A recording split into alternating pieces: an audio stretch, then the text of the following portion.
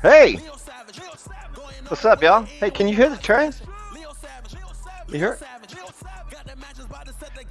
I live by some train tracks, man. You know, the good old train tracks. What's up, y'all? Welcome to Still May Flow. Oh, wait, wrong way. Episode 28. My name, of course, Leo Savage. And today's a good one. It's like today's a classic. Today is a 57 Chevy, okay? Classic. Thank you guys so much for joining me, man. I'm having a good day, man. Coffeeed up.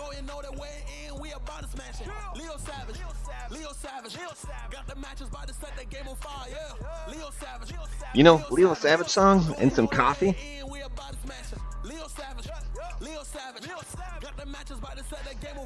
Makes a good time, man. A good time. I mean, I'm feeling it, baby. Hope you guys are feeling it. It's time to get it, man. I mean, get it. Thank you so much, Leo Savage song. But it's time for Steel Mace Flow Education.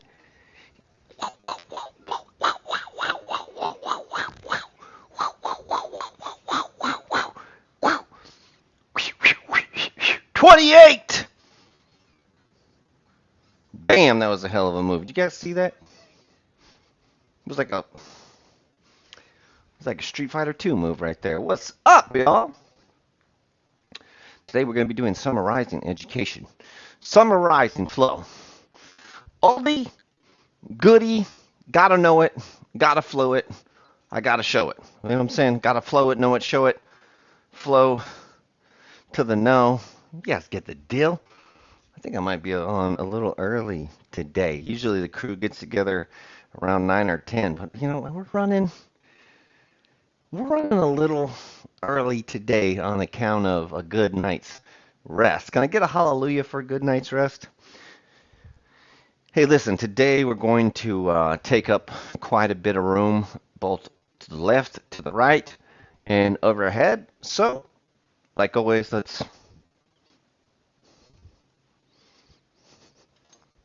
lock ourselves in.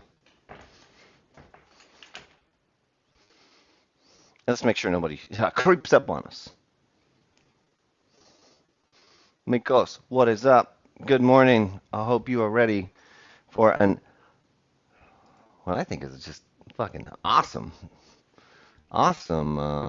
Mace episode here. Good morning. Mm, mm, Let's see, I got a trip coming up at the end of the month. I'm doing a men's retreat. Very honored, I guess. I'm very honored is, I think, what I'm feeling in getting to go and present a little bit about life to some business entrepreneurs. So I'm excited. I'll be doing that at the end of the month. And then after that, looks like I have a clean slate. Looks like I don't have anything to do for a while. And that's good. I've cleared my schedule to make a little bit of time so I could get more involved in hanging out with my students. There's a couple people out there that I am a little bit envious of. Is it okay to carry envy? I know, isn't it one of the deadly sins from the Brad Pitt movie? But I think envy, as long as it's treated the right way, as long as it's used to upgrade your life and not cause disdain in your life, it can be healthy. And so there are a couple of my Mace students who have Mace gyms, and they teach Mace all day. And they have students that they teach and connect with every day. And I miss that so much. So we've cleaned the plate off. What was that? Whoa. This is why we love the lightweight mace, man. This is why we love the lightweight mace. Okay? Tim, before we get started, move your coffee table as always. And let's go ahead and just get you warmed up. Let's do a few 360s today. And just get it warmed up. I hope everybody's doing good today. Ah, yes. The classic 360. All right, so here's how things are going to work out. Your bottom hand is going to catch and then stack. And if you do that, you can switch directions. And this is just the very simplest, easiest way to get us going into our summarizing flow, which is going to use a 360. And remember, bottom hand catches, top hand stacks. Bottom hand catches, top hand stacks. And now we get to swing the other way. Bottom hand catches, top hand stacks.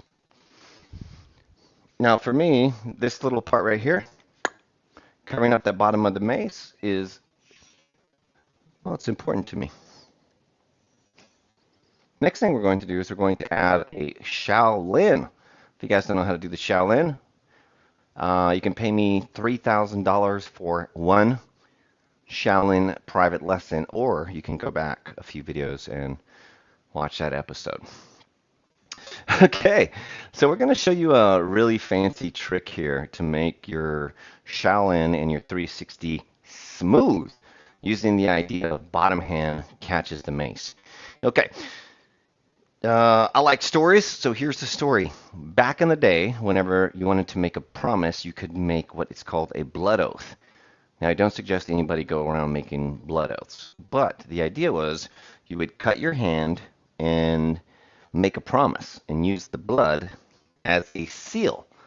Now, sometimes it was done on parchment paper, an agreement for land or title or marriage, and sometimes it was just like between two homies. They'd cut their hands and then they shake hands and swap blood, and then now they're brothers and also hepatitis C carriers. So I suggest no blood oaths. Today's episode is brought to you by the good folks at Strong Coffee. If you don't drink strong coffee, it's okay, but I like to. All right.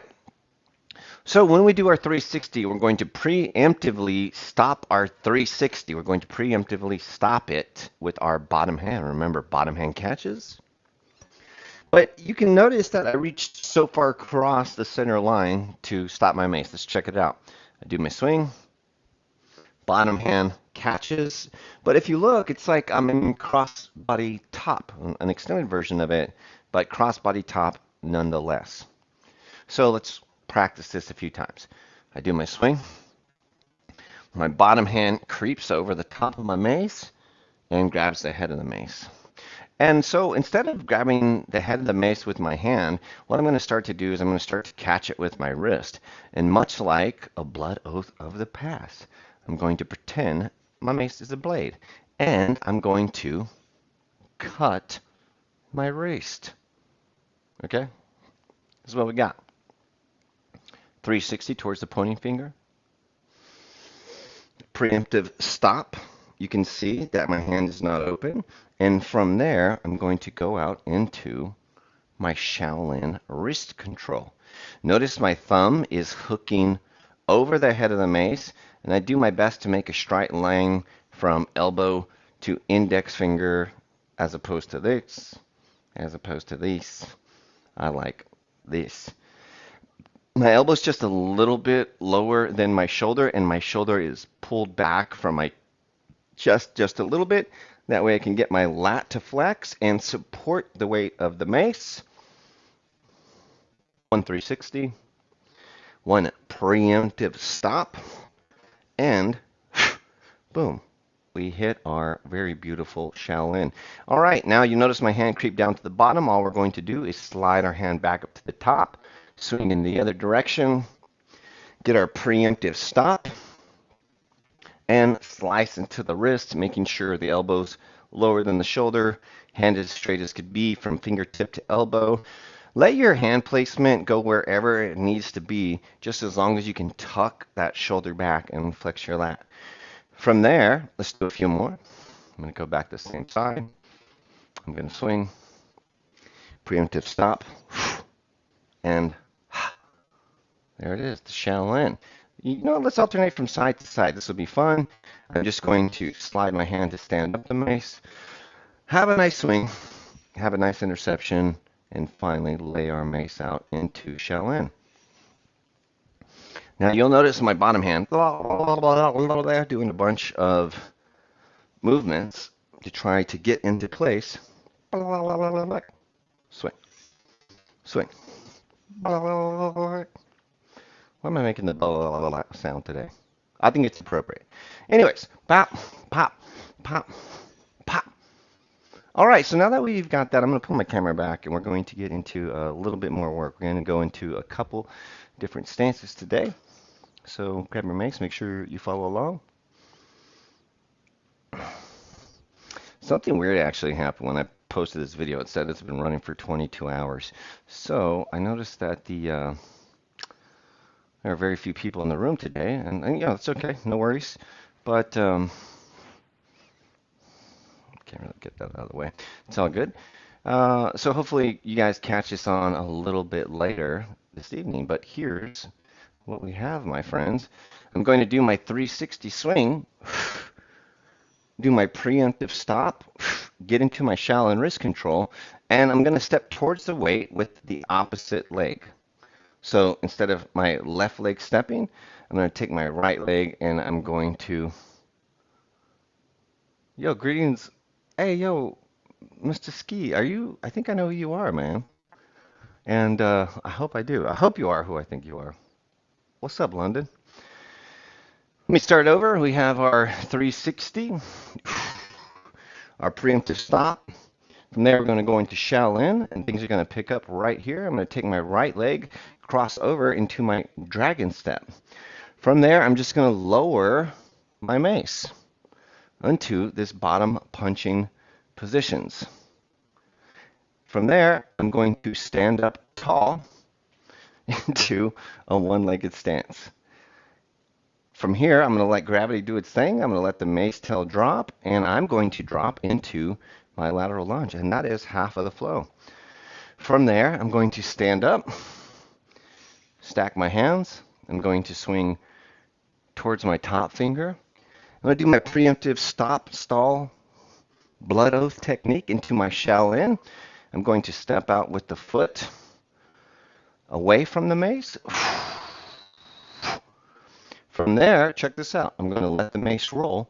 And as the mace gets into its locked position, I'm going to lock at the top. I love the aesthetics of the straight arm, the straight mace, and the straight leg all on one side, along with the right angled arm and the right angled foot. If you want to ruin this pose, watch this. Look how dumb my foot looks. It looks like I don't even care. And sometimes weird foot toe things happen. I don't know. Are you looking at this? Are you seeing this? You don't want that, okay? Point that shit down. Boom. And from there, you're going to let the tail drop and reach out into your lateral lunge. From there, we start all over. We stand back up, stack our hands, we swing, stop the mace across, dragon Shaolin,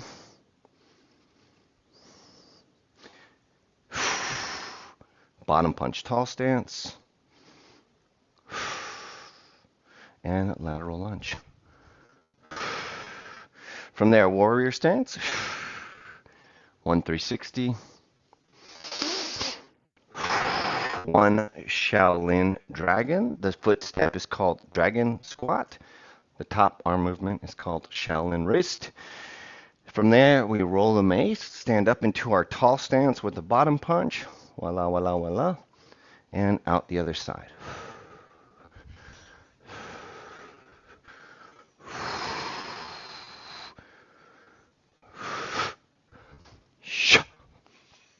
A couple things here. I want you guys to take notice in my back foot. I do my swing. Everything's looking good. I do my Shaolin. Everything's looking good. And then my back foot. Let me step up a little bit. My graphics are in the way, baby. There it is. Look at this back foot here. You see how my heel is above the pad of my foot? What this allows me to do is, well, I'm not so hard on my Achilles, but two, I can put some weight on my back leg. Now, if I let my heel drop, what I'm doing right here is I'm just maximizing the length of my Achilles. I'm not flexing into position. I'm just falling into position. So point your foot, point your foot, point your foot, point your foot. It makes a huge difference aesthetically. Take a look. Swing. Proper dragon.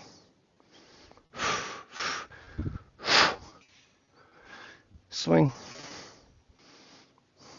Not proper. I guess you guys can't really see. And then once you get this guy moving, you can turn it into basically a one-handed flow, other than a couple of the positions. And then from there, it's just a game of timing. Moving limbs within the container of the flow to demonstrate your artistry. Increasing range or decreasing range is a great tell of what's going on in the system. Notice that time I didn't take a very big lateral lunge. This time I did. Voila. And we should definitely give it a couple rounds with our heavy mace.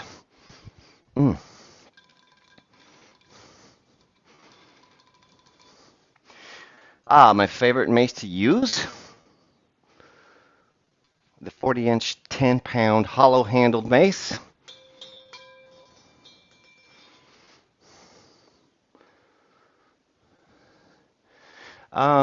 John mentions, John Wilson, noticed you're using a 7-pound. Is that your normal size for flowing? John, my normal size for flowing is anywhere between 10 and 20 pounds.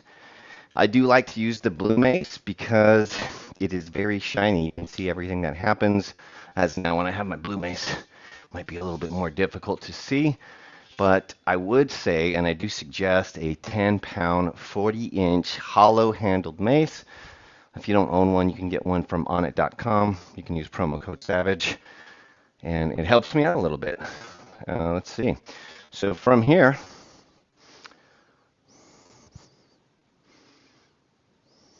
let's get our flow going. John, I love the question, though. You know, and actually, I should talk about that. One of the reasons I use a light mace or demonstrate my moves with the light mace is because I'm not that dude who shows you how strong I am every day with my PRs and my bench press and my squat. And you'll never ask me, or I'll never ask you how much you bench, bro, how much you squat, bro, how much you swing, bro, or what weight you use. What I'll always do is appreciate the technique, no matter the weight. And shout out to the coaches who do that. I took a huge step back on my ego years and years ago, recognizing that I could do any of these movements with any mace. I took it upon myself to use the lightest mace possible. I say possible because the 7-pound mace, a little short, I could not fully extend on a lot of the moves that I wanted to do. So, lesson continues. Flow with whatever moves you. I swing. I stop outside. I hit my dragon shell in. Notice my heel is up. From there, I get into my tall stance. Foot facing down. Mace parallel to the floor. I reach out with my foot. Hit my lateral lunge. Stand back up. And swing. Preemptively stop. I hit my dragon. You notice on this one, maybe I open my hand.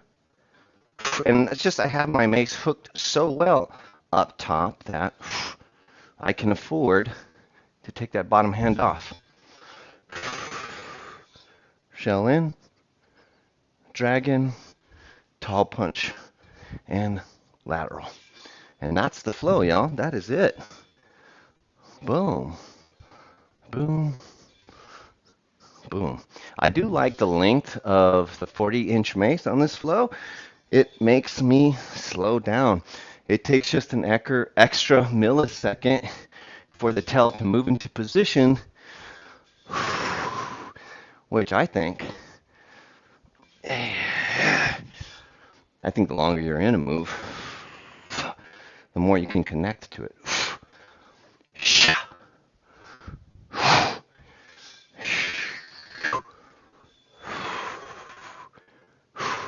And in working with the light mace, if that's your gig, I should just do it. I should just fucking do it. I should just get on and go for it and talk about internal torque instead of external load. Guys, that was the lesson for today. Quite a quick show today. Quick one. Here's the idea, folks. Wrap your head around this. What if what they told you was not completely accurate? What if what they told you was as accurate as they could get when they created the information? And what I'm talking about specifically is going up in weight. You don't need to go up in weight. You don't. I know that's what we've been taught. And yeah, it does work. However, did you know if you use something asymmetrical, something that's weighted on one end and not on the other, and that asymmetry is at length, meaning like a kettlebell on the end of a stick, your body downloads internal torque versus external load. I have gotten extremely strong, not bench pressing and squatting. I've gotten extremely strong by slowing down and downloading the internal torque. If you have a 10-pound mace, I challenge you to see how slow you can swing it. Just do 15 reps, slow and perfect as you can, and tell me how you feel. I should get into it. I don't know why everybody thinks you got to go up in weight. I know why. That's what we were told. And it works. But just because it works doesn't mean there's not another way. Guys, thank you so much for joining us for this Steel Mace Flow, episode 28. And we'll catch you guys again soon. Later. Sooner or later.